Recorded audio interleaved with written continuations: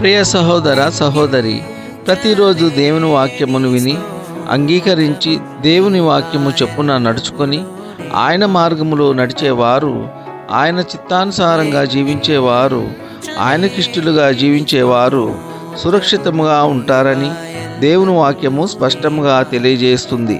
ప్రతిరోజు దేవుని వాక్యమును వినుచున్న మీ అందరికీ గొప్ప శుభవార్తను దేవుడు వాక్యము ద్వారా తెలియజేయుచున్నారు. దేవుని వాక్యమును విని అంగీకరించిన వారికి ఎటువంటి కీడు అపాయములు సంభవింపవని మరియు క్షేమముగా సురక్షితముగా ఉంటారని దేవుని వాక్యము తెలియజేస్తుంది. కావున ప్రియులారా, ప్రతిదినము దేవుని వాక్యము వినండి, గైకొనండి, వాక్యానుసారంగా జీవించండి. తద్వారా ఆయన కృప, కాపుదల, రక్షణ మనకు ఎల్లప్పుడూ ఉంటుంది. ప్రైజ్ ద లార్డ్, హల్లెలూయా. ఈరోజు దేవుని వాక్య సందేశము పరిశుద్ధ గ్రంథము నుండి సామెతల గ్రంథము 1వ అధ్యాయము 33వ వచనం. ఉపదేశమును అంగీకరించువాడు సురక్షితముగా నివసించును, వాడు కీడు వచ్చునన్న భయము లేక నెమ్మదిగా నుండును. ఆమెన్, హల్లెలూయా. ప్రియ సహోదర సహోదరి, దేవుడు వాక్యము ద్వారా తెలియజేస్తున్నారు.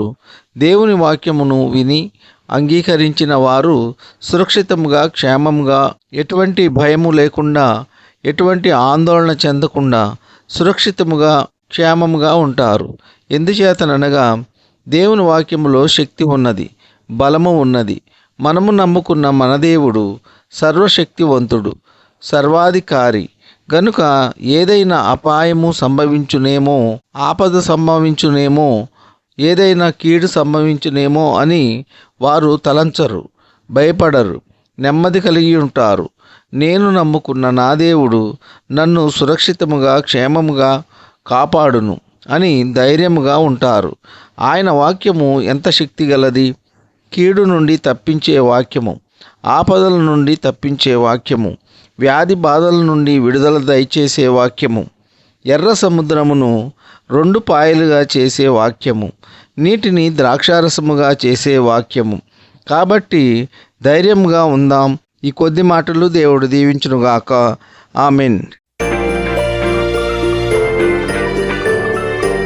ప్రార్థన. కృపా సత్య సంపూర్ణుడా, మీ ఘనమైన ఉన్నతమైన నామమునకు వేలాది వందనాలు, స్తుతులు చెల్లించున్నాము తండ్రి. మీరు గొప్ప దేవుడవు, శక్తివంతుడవు. యేసయ్య, మీకు స్తోత్రములు. గడిచిన దినమంతా మీ యొక్క ఉచిత కృపచేత మమ్మల్ని అందరినీ క్షేమంగా కాపాడి రక్షించి మరి ఒక నూతన దినమును మాకు అనుగ్రహించి ఉన్నందుకు మీకు స్తోత్రములు. వాక్యం ద్వారా తెలియజేసిన రీతిగా ప్రతిరోజు దేవుని ఉపదేశము అంగీకరించి వాక్యానుసారముగా జీవించేవారు క్షేమముగా, సురక్షితముగా ఉంటారని, కీడు వచ్చునని భయం లేకుండా నెమ్మదిగా ఉంటారని వాక్యం ద్వారా తెలియజేసి ఉన్నందుకు మీకు స్తోత్రములు. ఉద్యోగము లేని వారికి ఉద్యోగములు దయచేయండి. వివాహములు కాని వారికి వివాహములు జరుగులాగున మీ కృప ఉంచండి. పిల్లలు స్కూల్కి వెళ్ళి ఇంటికి చేరు పర్యంతము దారి ప్రయాణం అంతటిలో క్షేమాన్ని దయచేయండి. గర్భఫలం లేని వారికి గర్భఫలము దయచేయండి. గర్భిణీ స్త్రీలకు సుఖమైన ప్రసవ దినాలు దయచేయండి. ఉద్యోగస్తులను, వ్యాపారస్తులను, కూలి పని వారిని కాపాడండి. వారు చేస్తున్న పనుల్లో, రాకపోకల్లో కాపాడండి. దైవ సేవకులను, వారి కుటుంబాలను కాపాడండి. వారు చేస్తున్న సేవ నూరంతలుగా ఫలించి అభివృద్ధి చెందులాగున మీ కృప ఉంచండి.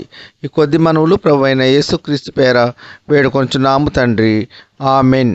విన్న వాక్యము దీవెనకరంగా ఉన్నట్లయితే లైక్ చేయండి, షేర్ చేయండి, సబ్స్క్రైబ్ చేయండి. మీరు వినిన వాక్యము మరికొంతమందికి షేర్ చేయడం ద్వారా దేవుని సువార్త పరిచర్యలో మీరు కూడా పాలిభాగస్తులు కాగలరు.